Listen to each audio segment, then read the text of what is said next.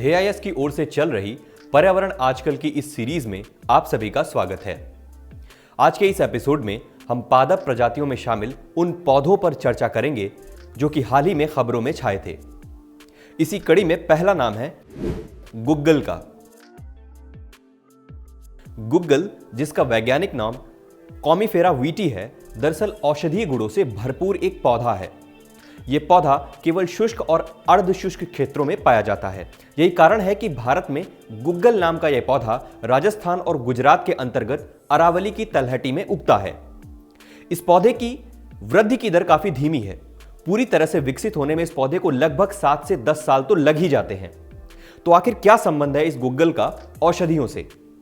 दरअसल इस गुग्गल पौधे में एक गम यानी कि गोंद पाया जाता है और इसी गोंद का इस्तेमाल हृदय रोग तथा रक्तचाप से संबंधित कुछ दवाइयों में किया जाता है।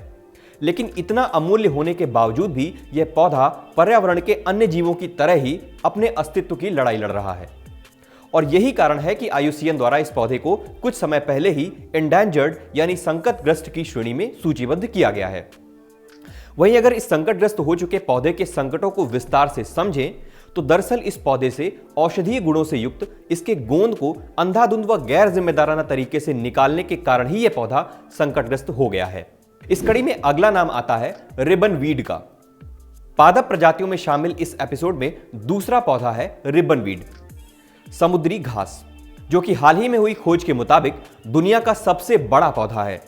यह समुद्री घास, जिसका वैज्ञानिक नाम पोसिडोनिया ऑस्ट्रेलिस है, ऑस्ट्रेलिया के पश्चिमी छोर पर स्थित शार्क बे या शार्क खाड़ी में विस्तृत है, जिसकी लंबाई 180 किलोमीटर है, जो कि 20,000 हेक्टेयर के क्षेत्र में फैला हुआ है। इसका फैलाव इतना है कि यह लगभग 20,000 फुटबॉल के मैदानों को कवर कर सकता है। लगभग 4500 साल पहले यह पौधा एक ही बीज से उगा था। समुद्र में विराजमान इस पौधे का ना तो अब तक कोई प्राचीन जलवायु परिवर्तन कुछ बिगाड़ पाया है और ना ही अलग अलग तापमान व प्रकाश जैसी समुद्र से संबंधित कठिन चुनौतियां।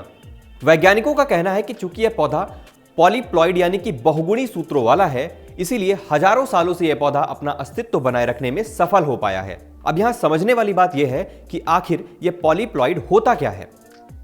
पॉलीप्लॉइड दरअसल एक ऐसी स्थिति है जिसमें दो प्रजाति के जीवों का एक हाइब्रिड बनता है और इस हाइब्रिड में क्रोमोसोम के 2 संपूर्ण सेट उपस्थित होते हैं। एक ओर जानवरों के लिए पॉलीप्लॉइड की यह स्थिति जानलेवा साबित होती है, तो वहीं दूसरी ओर पादप प्रजातियों या पौधों के लिए यह स्थिति घातक नहीं होती है, बल्कि कभी कभी पौधों के विकास में सहायक भी होती है। लेकिन पॉलीप्लॉइड की इस स्थिति में जीव बांझ हो जाता है, यानी कि प्रजनन के योग्य नहीं रहता। और यही कारण है कि यह रिबन वीड समुद्री घास भी अलैंगिक प्रजनन द्वारा खुद के ही क्लोन तैयार करता है। आइए बढ़ते हैं हमारे आज के एपिसोड के अगले पौधे की ओर, जिसका नाम है नीलकुरुंजी के फूल। 6 नए किस्मों की खोज के कारण नीलकुरुंजी का फूल हाल ही में खबरों में बना हुआ है। यह खोज पश्चिमी घाट के संथान पारक क्षेत्र में स्थित कल्लीपाड़ा की पहाड़ियों पर की गई है। हर 12 साल में एक बार खिलने वाला यह फूल समुद्र तल से 1300 से लेकर 2400 मीटर की ऊंचाई तक पाया जाता है। यह फूल मूल रूप से पश्चिमी घाट के शोला वनों में ही पाए जाते हैं। नीले रंग का यह फूल परिपक्व हो जाने पर बैंगनी रंग का हो जाता है। इस फूल के रंग के आधार पर ही नीलगिरी की पहाड़ियों का नाम नीलगिरी रखा गया है। इस फूल का वैज्ञानिक नाम स्ट्रोबिलैंथिस कुंथियाना है। इस फूल से जुड़े रोचक तथ्यों पर अगर नजर डालें तो तमिलनाडु की जनजाति नीलकुरुंजी के फूलों का उपयोग कर उम्र की गणना करती थी। बीते माह जनवरी में पर्यावरण, वन और जलवायु परिवर्तन मंत्रालय द्वारा नीलकुरुंजी के फूल को वन्यजीव संरक्षण अधिनियम 1972 के तहत तीसरे शेड्यूल में शामिल किया गया है। इसके अलावा नए प्रावधान के तहत जो भी इस फूल को जड़ से उखाड़ने या किसी भी तरह की क्षति पहुंचाने की कोशिश करेगा, उस पर 25,000 रुपए का जुर्माना लगेगा या फिर उसे 3 साल की जेल की सजा काटनी होगी। आइए बढ़ते हैं हमारे अगले पौधे की ओर, जिसका नाम है Himalayan Trillium. Himalayan Trillium Bharat में केवल 4 राज्यों जम्मू कश्मीर, उत्तराखंड, हिमाचल प्रदेश और सिक्किम में ही पाया जाता है। यह पौधा समुद्र तल से 2400 से 4000 मीटर तक की ऊंचाई पर ही उगता है। इसके अलावा यह पौधा केवल शीतोष्ण तथा उप अल्पाइन क्षेत्रों में ही पाया जाता है। स्थानीय भाषा में नाग छतरी के नाम से प्रसिद्ध यह पौधा औषधीय गुणों से भरपूर होता है। अपने इसी औषधीय गुण के कारण हिमालय के क्षेत्र में इस पौधे का अंधाधुंध व्यापार और अतिदोहन होने लगा है।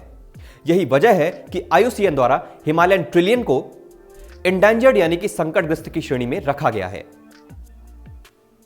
हमारे आज के एपिसोड में बस इतना ही। मिलते हैं एक नए टॉपिक पर आपसे अगले एपिसोड में।